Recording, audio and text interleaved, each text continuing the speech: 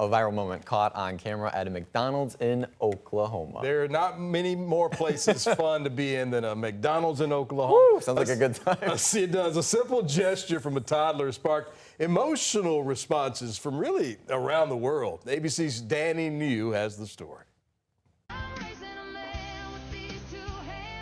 A simple gesture from a toddler has sparked emotional responses from around the world. And why'd you start recording it?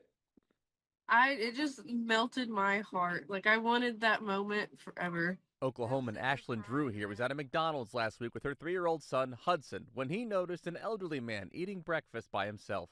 And he asked where the older man's kids were. And I was like, I don't know. They might have moved away.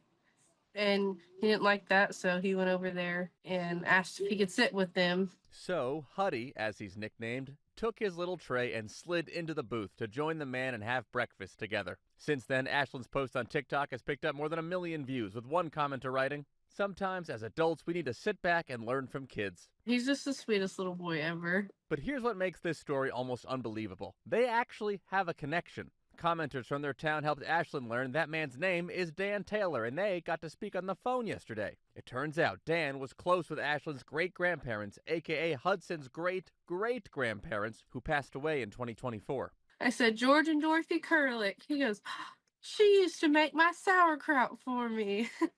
After they spoke, Ashlyn asked Dan if we could chat over the phone, too. He said he did not have the technology for a video call. I sat down in the booth, and the little boy walked over and said, may I join you, and sat down with me. I spoke with Dan for a little while and learned he is an 87-year-old great-grandparent himself who served in the Marines for 21 years. He said all of his grandkids and great-grandkids live in other states, though, and his wife has passed. So when Hudson came over to ask if he could join him... Did it make your day at all, that moment? Well, yeah, it did, because it was so unexpected. He was a jewel.